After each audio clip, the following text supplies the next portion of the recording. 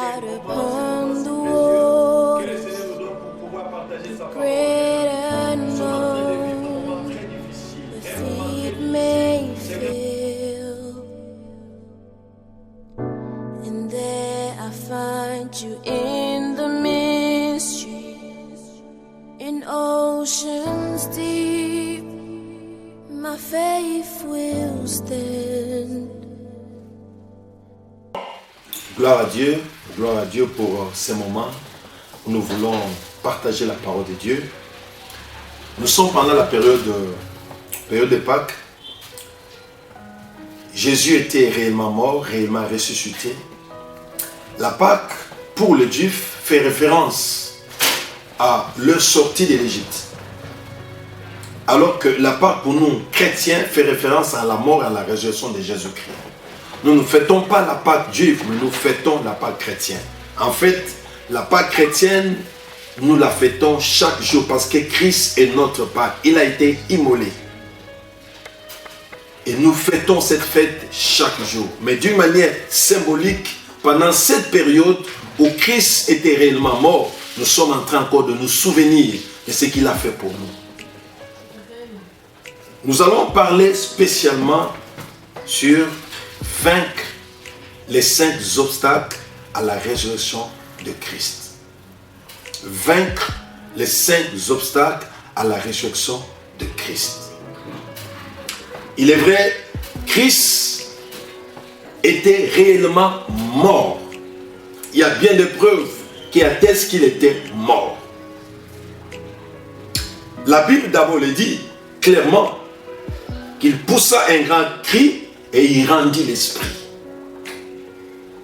Qui prouve que la mort de Jésus était une mort volontaire. Il a rendu l'esprit, il a remis l'esprit au Père. Souvent, lorsque les gens meurent, c'est une lutte. Parce que ce n'est pas une mort volontaire, c'est une lutte. Mais pour Christ, c'était volontaire, il a rendu l'esprit. C'est ce que la Bible dit. Et lorsque les soldats sont venus pour briser les jambes, ils ont constaté que Christ était déjà mort. Alors que les 2 autres brigands n'étaient pas encore morts. Leurs jambes étaient brisées, mais les jambes de Christ n'étaient pas brisées parce qu'il était déjà mort. Ça, c'est la preuve de la Bible. Et c'était aussi pour que la prophétie s'accomplisse. Autre preuve, Christ était réellement mort parce que la Bible dit qu'il était enseveli. L'ensevelissement, c'est la preuve que Christ était réellement mort. Non seulement qu'il était mort, mais il était aussi ressuscité. La preuve de la résurrection, ce sont les apparitions. Mais avant que Christ ne soit ressuscité, il a connu des obstacles, des barrières. Il nous arrive aussi, en tant qu'enfants de Dieu, de connaître des obstacles, de connaître des barrières. Des barrières parfois qui nous empêchent à pouvoir s'épanouir dans la vie. Et quels sont ces obstacles, ces barrières que le Seigneur Jésus-Christ a connues qui pourraient empêcher la résurrection? Mais comme c'était le plan de Dieu et comme c'était Dieu fait chair, il est impossible que ces obstacles, ces barrières puissent arrêter sa résurrection. Et je dis à quelqu'un, les obstacles, les barrières n'arrêteront jamais votre résurrection, n'arrêteront jamais votre élévation, n'arrêteront jamais votre gloire. Ce que Dieu a prévu s'accomplira. Nous allons lire la Bible dans le livre de Jean au chapitre 20, du 1er verset jusqu'au 8e verset. Le premier jour de la semaine, Marie de Magdala s'est rendue au sépulcre dès le matin, comme il faisait encore obscur. Elle vit que la pierre était ôtée du sépulcre. Elle courut vers Simon-Pierre et vers l'autre disciple que Jésus aimait et leur dit: ils ont enlevé du sépulcre le Seigneur et nous savons où ils l'ont mis. Pierre et l'autre disciple sortirent et allèrent au sépulcre. Ils couraient tous deux ensemble. Mais l'autre disciple courut plus vite que Pierre et arriva le premier au sépulcre. S'étant baissé, il vit les bancs qui étaient à terre. Cependant, il n'entra pas. Simon-Pierre, qui les suivait, arriva et entra dans le sépulcre. Il vit le banc qui était à terre et le linge qu'on avait mis sur la tête de Jésus. Non pas avec le banc, mais plié dans un lieu à part.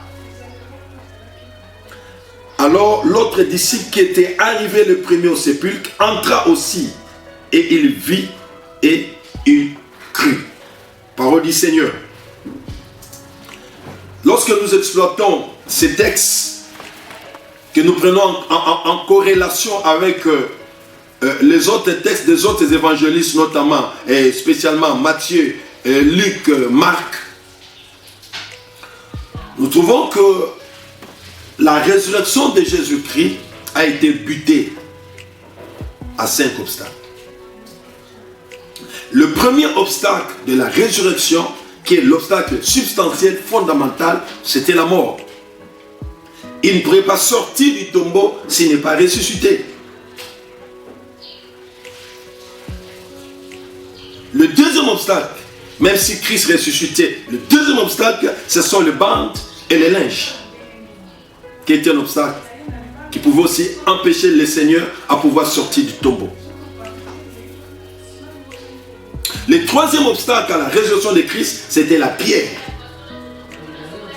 qui était un obstacle. Et le quatrième obstacle à la résurrection de Christ, c'était le sceau de l'autorité romaine. Et enfin, le cinquième obstacle, c'était la garde romaine ou les soldats qui devaient veiller pour que les gens n'arrivent pas, pour que Christ ne sorte pas du tombeau.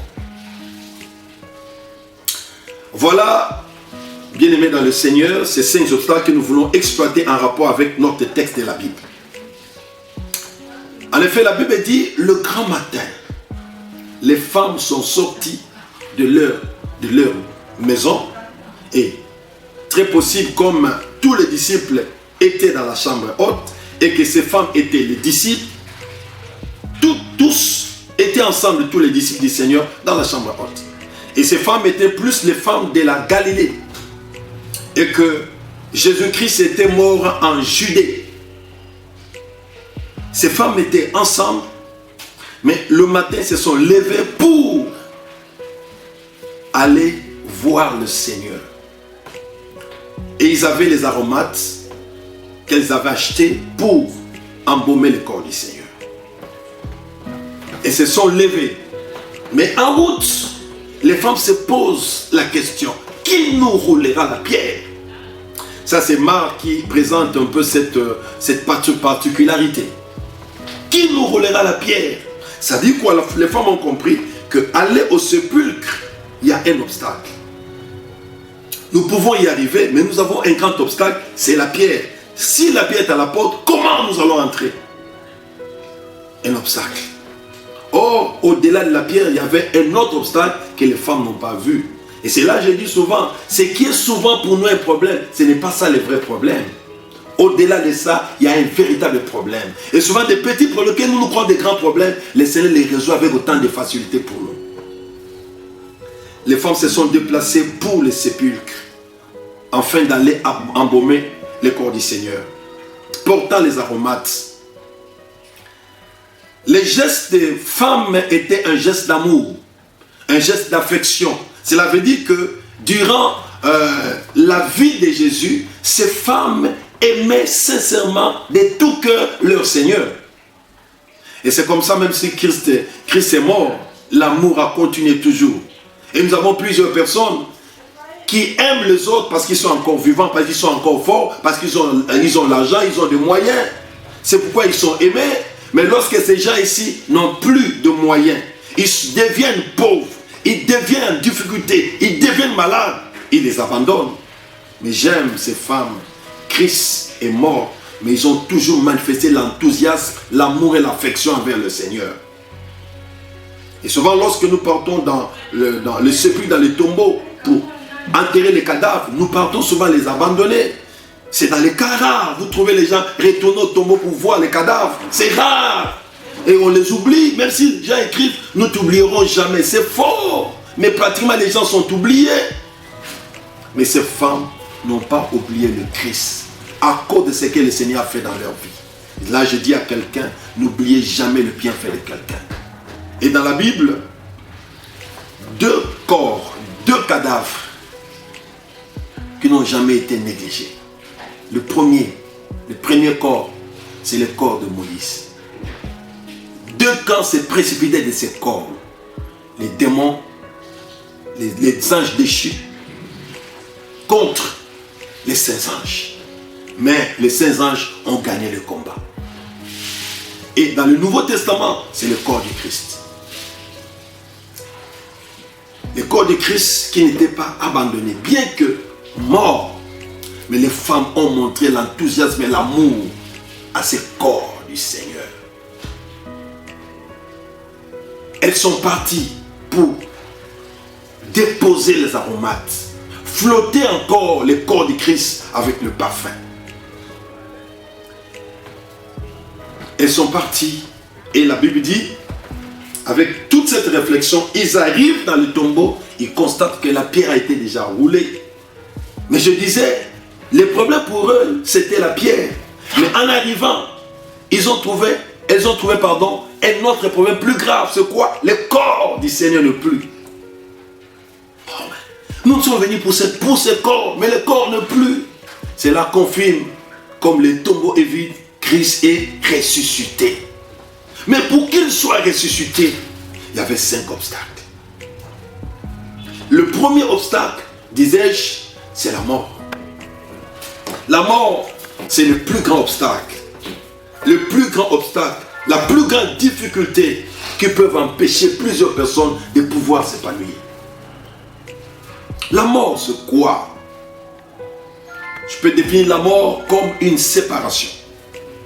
La mort, c'est la séparation. Et nous avons principalement 3 sortes de morts. Et la 4e, ce sont des assimilés. La première sorte de mort, c'est la mort spirituelle, qui est la séparation spirituelle de l'homme avec Dieu. Autrement dit, le brisement des relations, des communions de l'homme avec Dieu. Nous avons le cas d'Adam dans le jardin d'Éden. Adam dans le jardin d'Éden, après avoir péché, il s'est séparé de Dieu. Et c'est le cas aussi de tout homme pécheur. Tout homme pécheur est spirituellement mort, séparé de Dieu, parce qu'il n'y a pas de relation, il n'y a pas d'alliance, il n'y a pas de communion. Deuxième sorte, c'est la mort physique. La mort physique, c'est la séparation de l'âme d'avec le corps. L'âme se sépare du corps de l'homme. Ça, c'est la mort physique. Ce que Christ avait connu ces jours-là, c'était véritablement la mort physique. Comme humain, le premier homme qui était mort physiquement, c'est Abel. C'est lui qui était mort spirituellement, physiquement, le premier homme. Et nous subissons, nous constatons qu'il y a toujours des morts. Et pendant cette période de cette pandémie, trop de morts dans notre planète, trop de morts physiques, la mort. Et si aujourd'hui les gens ont plus peur de cette maladie, c'est à cause de cette conséquence de la mort. Troisième sorte de mort, c'est la mort éternelle. La mort éternelle, c'est la séparation éternelle de l'homme d'avec Dieu. L'homme se sépare définitivement avec le Seigneur et jeté dans les temps de feu. Ce sont ceux qui sont incrédules, qui ne croient pas au Seigneur, qui demeurent incrédules. Au dernier jour, ils se retrouveront dans cette mort éternelle. Et je disais, il y a une 4e sorte que j'appelle les assimilés aux morts. Nous avons des gens qui physiquement, ils sont encore en forme. Parfois aussi spirituellement, ils sont encore en forme. Mais néanmoins, ces gens-là sont des assimilés aux morts. Premier cas, quelqu'un qui a un esprit de mort. Il est vivant, mais il a en lui l'esprit de mort. C'est un assimilé à la mort parce qu'à tout moment il peut tomber, il peut mourir. Il y a un démon, un esprit de mort qui le lie. C'est un assimilé aux morts. Nous avons plusieurs personnes qui se promènent dans notre société, mais ce sont des assimilés aux morts. Ils ont les esprits des morts dans leur vie. Ils se promènent avec un esprit des morts. À tout moment, ils peuvent partir. À tout moment, les diables peuvent le prendre parce qu'ils ont en eux un esprit des morts. Deuxième cas des assimilés aux morts, ce sont ceux qui ont perdu la substance de vie. Ils ont perdu les moyens essentiels pour vivre. Quelqu'un qui perd son capital, par exemple, souvent qu'est-ce qu'on dit? Ah, on m'a tué. Parce qu'il n'a plus le capital. Tout le capital est parti. Il va dire, je vais vivre maintenant comment? Celui qui m'a volé, il m'a tué. Il est un assimilé aux morts. Et le troisième cas, c'est quelqu'un qui perd son emploi. Il travaille, mais quelqu'un qui perd un emploi, c'est un assimilé aux morts. L'emploi est parti. Il est licencié au travail, il est licencié, il ne se retrouve plus dans le travail. Il part au chômage. Qu'est-ce qu'il dit? On m'a tué, j'ai perdu mon emploi. Et notre cas d'assimilé aux morts, c'est quelqu'un qui est en agonie. Quelqu'un qui est en agonie, il est demi-mort, demi-vivant. Il est assimilé aux morts. Et parfois, il y a des gens qui sont comme ça dans le coma, on les abandonne. On dit, mais il ne va plus vivre, ce n'est plus possible. Et notre cas des assimilés, ce sont des gens qui sont très malades, des maladies où la guérison n'est plus possible. La guérison n'est plus possible. On veut juste attendre sa mort pour l'enterrer. Ce sont des assimilés aux morts. Voilà, mes amis, Jésus avait connu la mort physique. Et quelle est votre situation? Quel type de mort qui vous lie aujourd'hui? Vous êtes un assimilé aux morts ou bien vous êtes un homme réellement mort, spirituellement? Mais si Christ était sorti du tombeau, je dis à quelqu'un, la résurrection est encore possible. Cet obstacle de la mort peut être ôté. Cet obstacle de la mort peut être ôté parce que notre Seigneur en a vaincu. Comme Christ a vaincu la mort, nous pouvons aussi vaincre la mort. La mort n'est pas au-delà de notre Seigneur. Il est monté à la croix pour prendre notre mort, en fait de nous communiquer sa vie. Ça, c'est le premier obstacle qui empêchait le Seigneur. Mais cet obstacle a été vaincu par la puissance du Saint-Esprit. C'est par la puissance du Saint-Esprit que Christ est ressuscité des morts. Je parle à quelqu'un, d'une manière surnaturelle, tu peux sortir de cette mort. Qu'elle soit spirituelle, qu'elle soit physique, qu'elle soit assimilée. Mais par la puissance du Saint-Esprit, il est possible de sortir de la mort. Christ est ressuscité de mort. Mais il y avait un deuxième obstacle qui pourrait encore empêcher le Seigneur de sortir du tombeau. C'est quoi? Le banc et le linge. Le banc et le linge, c'est les derniers vêtements du cadavre. C'est les derniers vêtements de l'homme. Les derniers vêtements qu'on a fait porter Jésus. Et ce qui est grave, c'est quoi? Les bandes et les linges, ce n'est pas l'homme lui-même qui en apporte, c'est d'autres personnes qui te font porter ces vêtements-là. Laisse-moi te dire, il y a plusieurs personnes dans notre société aujourd'hui qu'on a fait porter des bandes et des linges. Un dernier vêtement de la vie. Les gens ne vous donnent plus la chance de vivre, de pouvoir vous épanouir. On vous a donné un dernier vêtement. On ne croit plus en vous. On ne croit plus en vous. On vous donne les derniers vêtements de la vie. C'est comme Joseph en prison. Potiphar a amené avec sa femme. Ils ont amené Joseph en prison. Et dans cette prison, on a donné à Joseph un vêtement de prison. Et qu'ils ont cru que c'était le dernier vêtement de la vie de Joseph. Mais ce n'était pas le dernier vêtement. Après ça, il y avait un vêtement de la royauté. Il y avait un vêtement qui l'élevait comme premier ministre en Égypte. Je parle à quelqu'un, les vêtements qu'on t'a fait porter, ce n'est pas ton dernier vêtement. Et ce sont des bandes et des linges.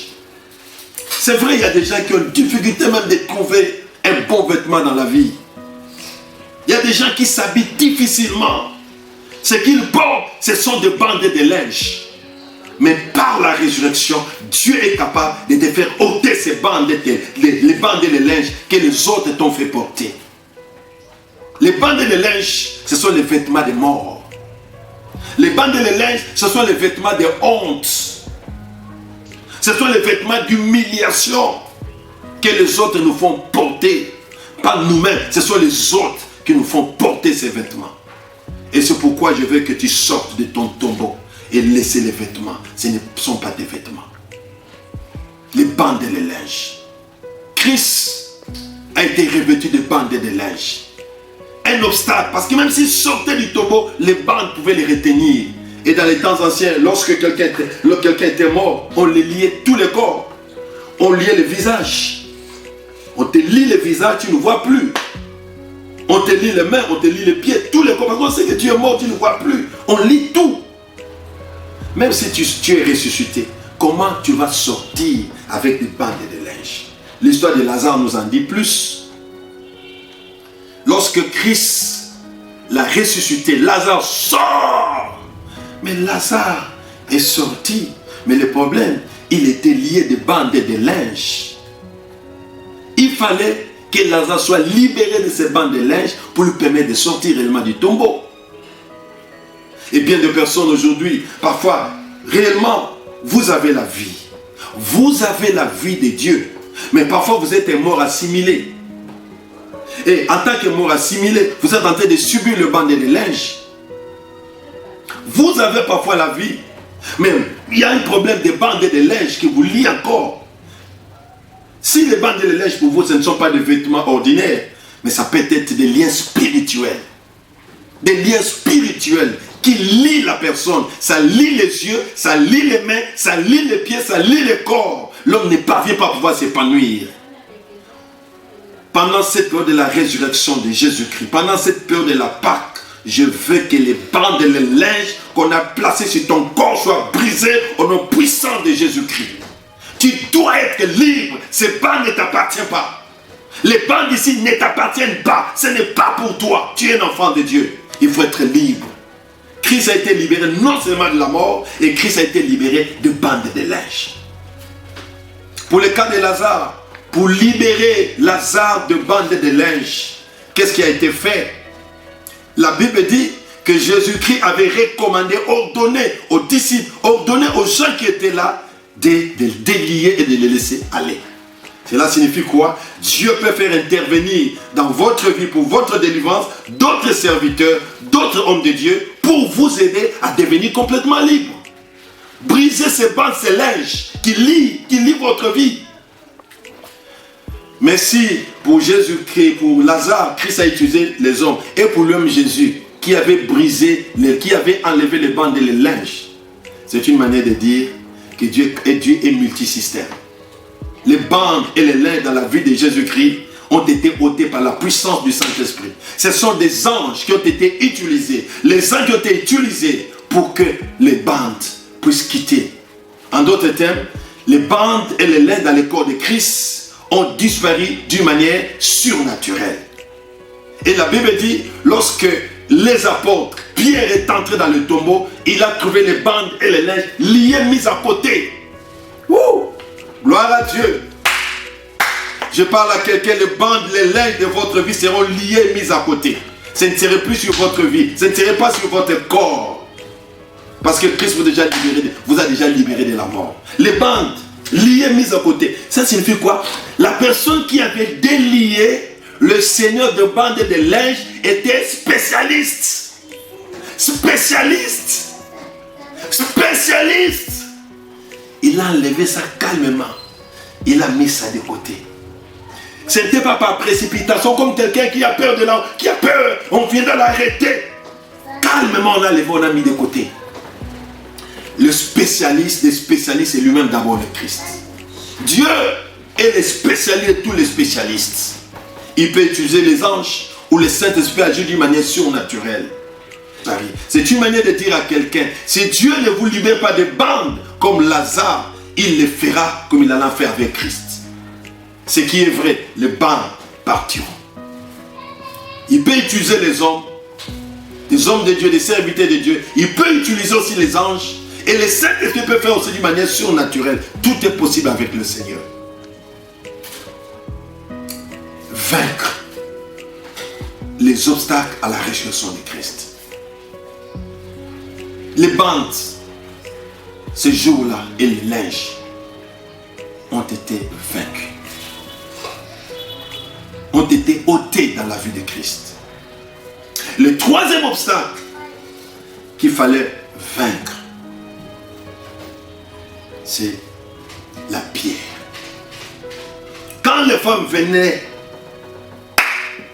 elles ont crié, qui nous ôtera la pierre? C'est-à-dire un obstacle. Si c'était un obstacle pour les femmes qui venaient, c'était aussi un obstacle pour Jésus qui est à l'intérieur. La pierre a fait des sépulcres une prison. Christ est ressuscité, les bandes ôtées, mais comment sortir? La pierre maintenant bloque. D'où les sépulcres n'est plus sépulcre. Les sépulcres devient prison. Les sépulcres étaient sépulcres lorsque Christ était encore mort. Mais lorsqu'il est ressuscité, le sépulcre devient prison. Il y a bien de personnes aujourd'hui qui se retrouvent dans des prisons spirituelles. Des prisons spirituelles. Ils ne parviennent pas à pouvoir s'épanouir, se développer, aller plus loin, expérimenter la nouvelle vie, expérimenter la vie de Dieu parce qu'ils sont dans des prisons spirituelles. Ils ne parviennent pas à sortir. Jésus ressuscité, les bandes ôtées, mais il y a la pierre. Et les femmes ont trouvé déjà cet obstacle. Qui nous ôtera la pierre? Je comprends, c'était une grosse pierre. Les femmes, malgré leur nombre, étaient dans l'impossibilité de pouvoir ôter la pierre. Ils avaient besoin de celui qui pourrait faire ça. Jésus-Christ, Dieu a envoyé les anges. Une résurrection surnaturelle. Les anges sont venus, ils ont ôté la pierre. J'ai dit à quelqu'un, même si on bloque votre vie, votre porte de sortie, un ange de Dieu descendra et vous libérera de tous ces blocages. La pierre qui avait bloqué la porte de sortie, la porte de votre élévation est bloquée par une pierre. La porte de votre grandeur, la porte de votre ouverture est bloquée par une pierre. Et maintenant vous vous retrouvez comme dans une prison. Laisse-moi vous dire que ce message vous libère de cette prison. Et que cette pierre qu'on a placée dans votre porte d'ouverture quitte au nom puissant de Jésus-Christ. Et ce jour-là, la pierre a été ôtée par la puissance des anges. Et quand les femmes sont venues, la pierre qui avait bloqué la porte était devenue maintenant quoi? Était devenue une chaise. Était devenue une chaise. Je parle à quelqu'un, tes obstacles deviendront une chaise pour ta stabilité. Ceux qui croient placer les obstacles sur ta vie, ils oublient qu'ils te donnent la possibilité de devenir encore plus stable. Dieu m'a donné la porte pour sortir. Personne d'autre ne veut placer la pierre pour me bloquer, m'empêcher de sortir. Je ne peux pas rester dans la prison parce que Christ est déjà ressuscité. Que toutes les prisons occultes que les gens ont fabriquées contre votre vie soient complètement brisées au nom puissant de Jésus-Christ. Et ce jour-là, Christ est sorti du tombeau. Parce que la pierre a été roulée. La pierre a été roulée. Quatrième obstacle. Sur cette pierre, il y avait le sceau de l'autorité. Le sceau de l'autorité. Le sceau de l'autorité romaine. Parce que les sacrificateurs, les principaux sacrificateurs sont venus voir Pilate pour lui dire non. Mais cet homme, si vous le laissez comme ça, lui il disait après 3 jours il va ressusciter. Mais ses amis, ses disciples risquent d'aller voler ses corps. Et qu'est-ce qu'on a dit? Mais non, mais vous avez la garde, placez la garde. Qu'est-ce qu'ils ont fait? Ils ont non seulement placé la garde, mais le tombeau a été scellé. Scellé. Comme le tombeau a été scellé, personne ne peut venir toucher. Le scellage. Il y a une infraction en droit que nous appelons le bris des scellés. Lorsque un lieu est scellé par l'autorité judiciaire, il est interdit à toute personne de venir ouvrir parce que le lieu est scellé. Et lorsque vous tentez de déceler ces lieux, vous tombez dans une infraction qu'on appelle bris décelé. Et comme le tombeau de Christ a été scellé par l'autorité romaine, les gens ne pourraient pas toucher. Il faut une autorisation. Sans l'autorisation, vous ne pouvez pas toucher. Mais ces jours-là, par la puissance angélique, par la puissance surnaturelle, le sceau a été brisé. Le sceau de l'autorité romaine m'enseigne la marque. Il y a des gens qui ont des marques, qui ont le sceau de l'ennemi, qui ont le sceau du diable dans leur vie. Il y a des gens qui ont le sceau de l'ennemi, le sceau du diable dans la vie. Ils ne s'épanouissent pas parce que la vie a des sceaux, la vie a des cachets, la vie a des marques, la marque du diable, la marque de l'ennemi. Et avec cette marque, l'homme ne peut pas s'épanouir. L'homme ne peut pas se développer. Le sceau a été placé sur le tombeau, le sépulcre de Christ. Mais par la puissance surnaturelle, par la puissance de Dieu, ce sceau a été brisé. Je parle à quelqu'un, le sceau de la sorcellerie, le sceau de l'occultisme, le sceau de blocage, le sceau de la pauvreté qui est placé dans ta vie, soit brisé maintenant au nom puissant de Jésus-Christ. Ce jour, le sceau a été brisé. Souvenez-vous, lorsque Dieu avait libéré Caïn, a prononcé quelque part de malédiction, c'est Caïn. Et Caïn qui voulait déjà la mort, Dieu lui dit non, Caïn ne sera pas tué. Et Dieu a placé sur Caïn un signe, une marque, pour que Caïn ne soit pas tué. Ça, c'est Dieu qui a placé sur Caïn un signe, la marque. La marque d'une alliance avec Caïn, afin qu'il ne soit pas tué. Il y a bien des gens qui n'ont pas la marque de Dieu, mais la marque du diable. La marque de l'autorité occulte sur leur vie, sur leurs affaires, sur leur maison, sur leurs enfants. Et tous ces gens-là ne trouvent pas l'épanouissement, l'ouverture à cause de la marque de l'ennemi sur la vie. La marque du diable. Bien des personnes sont comme ça. Et c'est comme ça parfois, ils peuvent arriver quelque part, on ne les reçoit pas. Pourquoi? Parce que quelque part vous avez déjà un mauvais signe. Vous avez une marque qui vous déclasse. Et c'est comme ça parfois certaines filles ne se marient pas. Parce qu'ils sont déjà, ils ont des sceaux. Ils sont scellés par l'occultisme, scellés par la sorcellerie, scellés par les forces de ténèbres. Vous trouverez une belle fille, mais il n'y a pas de mariage parce qu'il y a un sceau. Vous trouvez un beau garçon, mais qui ne se marie pas parce qu'il y a un sceau. Vous trouvez un bon monsieur, mais qui ne trouve pas du travail parce qu'il y a un sceau. Et partout où vous partez chercher du travail, vous êtes déjà scellé. Quand vous êtes scellé, on ne vous donne pas la chance d'avoir du travail. Vous avez un sceau occulte. Vous avez un sceau de l'autorité satanique qui a un pouvoir sur vous. Parce que le sceau de l'autorité romaine donnait à cette autorité le pouvoir sur les tombeaux. Mais comme la puissance de l'ange avait brisé, la puissance surnaturelle, la puissance du Saint-Esprit avait brisé ce sceau, et Christ pourrait sortir librement. Je dis, je parle à quelqu'un, que Dieu te touche là où tu es, et que le sceau qui t'est bloqué soit brisé. Soit brisé au nom puissant de Jésus-Christ. Il y a certaines personnes, parce qu'ils ont un sceau de la mort. Le sceau de la mort. Pour Caïn, c'était le sceau de vie. Mais pour d'autres, c'est le sceau de la mort. C'est comme ça. La maladie t'attrape avec autant de facilité.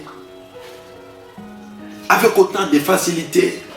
Tu connais les problèmes avec autant de facilité. Là où les autres s'en sortent, mais toi tu ne parviens pas à t'en sortir. Parce qu'il y a un sceau. Il y a une marque sur toi. Qu'à tout moment il y aura la maladie, tu seras toujours atteint. À tout moment il y aura la crise, toi tu seras toujours en crise. À cause de ces sceaux-là. Je veux que Dieu te libère de ces sceaux. Ça, c'était le quatrième obstacle. Mais lorsque l'ange avait brisé, il avait brisé la pierre, il avait ôté la pierre, d'office il avait brisé ce sceau-là. Jésus a utilisé les hommes pour ôter la pierre chez Lazare. Mais pour lui-même, ce n'était pas une action surnaturelle. Lazare n'avait pas un problème de seau.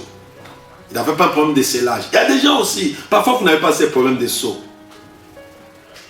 Mais un dernier élément parfois que vous avez dans la vie, ce sont des gardiens. Ça, c'était le dernier obstacle, le gardien. Jésus pourrait ressusciter comme pouvait sortir, d'aussi des bandes de neige. Il pourrait sortir de la porte parce que la pierre était roulée. Mais en sortant, il pourrait rencontrer les militaires. Il dit, mais monsieur, tu veux aller où? L'empêcher et les ramener encore dans le tombeau. Et nous avons des gens comme ça, des gens qui apparemment sont sortis, mais on les a encore retournés dans la même case. Les gardiens, les surveillants, qui étaient les obstacles aussi à la résurrection de Christ. Mais laisse-moi vous dire, lorsque Jésus était ressuscité, ces gens-là n'avaient aucun pouvoir pour empêcher cette résurrection. Autrement dit, ils étaient complètement aveuglés, affaiblis, incapables de toucher les miracles de Dieu. Je parle à quelqu'un, même si on place les gardiens occultes, ils seront incapables d'empêcher Dieu d'opérer un miracle dans votre vie. Les soldats sont des gardiens. Il y a plusieurs personnes dans leur vie. La vie est sous surveillance. Les affaires sous surveillance. Les enfants sous surveillance. Tout est surveillé. Les comptes en banque sous surveillance. Les salaires sous surveillance. On a placé des gardiens. Il y a des gardiens visibles, il y a des gardiens occultes. Les gardiens invisibles. Les gardiens invisibles, ce sont d'abord les démons. Ce sont des gardiens invisibles. Mais parfois qui opèrent dans certains milieux, qui opèrent dans la vie de certaines personnes. Et nous avons aussi des gardiens visibles. Ce sont des sorciers, des humains, malheureusement avec une force occulte qui surveille. Parce que le diable n'est pas omniprésent, il n'est pas partout. Il utilise ces démons ou il utilise les satanistes. Et c'est comme ça la vie de plusieurs personnes ne se développe pas, ne s'épanouit pas. Pourquoi la vie ne s'épanouit pas? À cause des gardiens, à cause des surveillants. Vous avez un peu d'argent, ce sont les surveillants qui vont donner l'information quelque part. Vous avez un peu de moyens, ils vont donner l'information quelque part. Vous êtes un peu dans votre foyer, ils vont donner l'information quelque part. La femme devient grosse, on va donner l'information quelque part. Vous avez le travail, on donne l'information quelque part. La femme accouche, on donne l'information quelque part. Vous êtes en bonne santé, on donne l'information quelque part. Et tous ces surveillants, ils sont là pour vous empêcher de vivre la résurrection. De vivre la nouvelle vie, la seconde gloire. De vivre les renouvellements. De vivre la main de Dieu. Ces surveillants occultes qui vous entourent, ils sont très nombreux. Très nombreux ces surveillants occultes. Mais laissez-moi vous dire, devant la résurrection de Jésus-Christ, ils n'avaient aucun pouvoir, ces soldats romains. Christ est sorti du tombeau. Et ils ont seulement constaté que le tombeau est vide. Et ces soldats étaient le première personne à constater que le tombeau est vide. Mais malheureusement, ils étaient des témoins gênants. Au lieu d'être les véritables, parce qu'ils étaient le premier à constater que le tombeau est vide. Que celui qu'on avait placé dans ce tombeau, il n'est plus. Mais ils ont gardé l'information. Laisse-moi vous dire, la première personne à voir ta grandeur, à voir ta seconde gloire, c'est la personne qui te combat. C'est l'esprit qui te combat. C'est l'homme qui te combat. C'est cet homme-là qui serait le premier à constater comment Dieu t'amène dans la gloire. Mais c'est d'abord dans le monde invisible, dans le monde spirituel, avant que là se déclenche, afin que tout le monde puisse voir ce que Dieu a fait avec toi. Mais ce que je sais, ils finiront par comprendre que tu es celui que Dieu a choisi. Ils finiront par comprendre que la résurrection, la nouvelle vie, la seconde gloire, c'est pour toi. Les présences n'empêchera jamais au Seigneur de faire ce qu'il veut faire pour toi. Voilà les 5 obstacles. Christ, par la puissance du Saint-Esprit, Christ a vaincu les 5 obstacles. Il est sorti du tombeau. Et la Bible dit, plus de 500 personnes l'ont vu. C'est ça les apparitions. Plus de 500 personnes ont vu Christ sortir. Il est sorti avec la seconde vie. Et je parle à quelqu'un, tu sortiras, tu marcheras avec la seconde gloire, avec la seconde vie. Ces 5 obstacles seront brisés. Comme Christ est ressuscité, toi et moi, nous sommes aussi ressuscités des morts. Parce que ce n'est pas notre place. Et comment, à notre tour, nous pouvons vaincre ces 5 obstacles? Comment, à notre tour, nous pouvons vaincre ces 5 obstacles? D'abord, il faut impérativement être enfant de Dieu. Il faut que Christ soit pour vous Seigneur et Sauveur. Là, vous allez bénéficier des privilèges de la résurrection. Si Christ n'est pas pour vous Seigneur et Sauveur, si tout ce que je dis, vous n'allez pas en profiter. Il faut que Christ soit pour vous Seigneur et Sauveur. 2. Vous devez vous identifier en sa mort et en sa résurrection. Christ est réellement mort et il est réellement ressuscité. Et nous, en tant qu'enfants de Dieu, pour vivre la résurrection, nous devons nous identifier en la mort et en la résurrection de Jésus-Christ.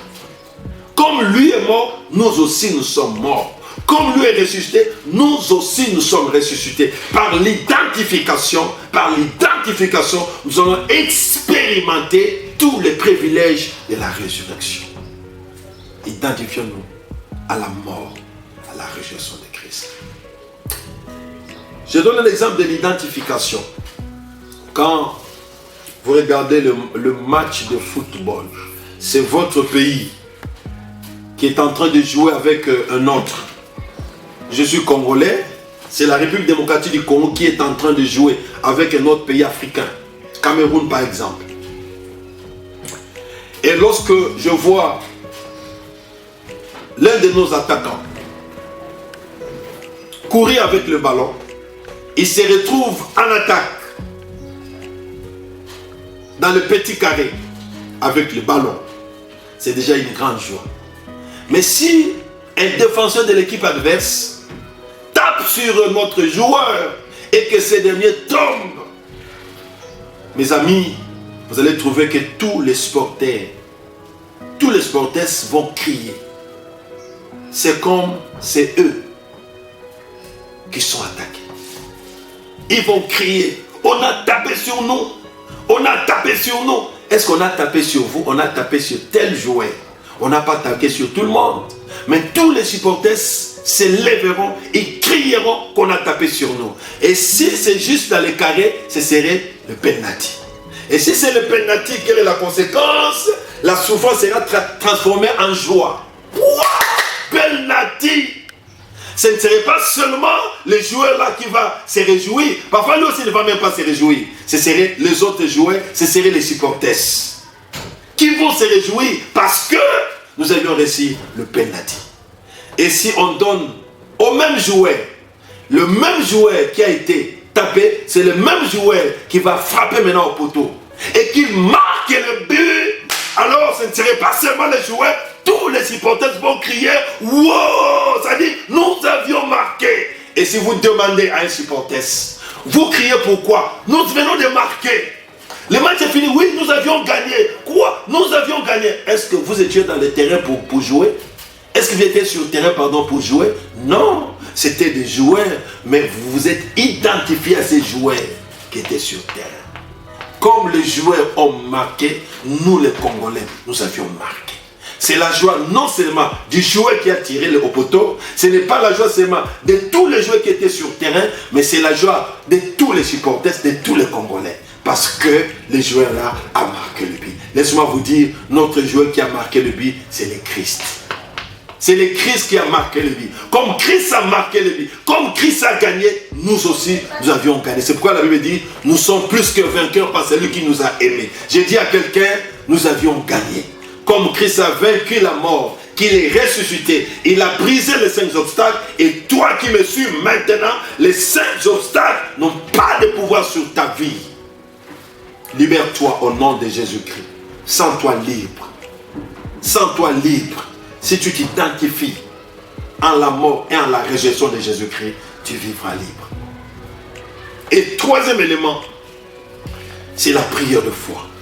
Qui peut être faite par toi-même et qui peut être faite par un homme de Dieu. Là où tu es, quand tu pries, tu exauces la prière. Je veux que maintenant, que tout ce qui t'est bloqué, tout ce qui limitait ta vie, tout ce qui t'empêchait à vivre la seconde gloire, à vivre le renouvellement, à vivre la vie nouvelle, à vivre l'élévation, tout ce qui bloquait ta porte de grandeur, soit complètement brisé. Sors de cette prison, sors de ces sépulcres, sors de cette mort, sors de ces blocages. Que Dieu t'élève, que Dieu libère dans ton avenir, que tu sois heureux, que tout ce qui t'est lié, tout lien qui t'est bloqué, soit brisé maintenant au nom puissant de Jésus-Christ. Tu étais malade, que Dieu te guérisse, que Dieu te donne la bonne santé, que la vie de Christ soit dans ton cœur, que tu marches avec Dieu. Au nom de Jésus-Christ. Amen.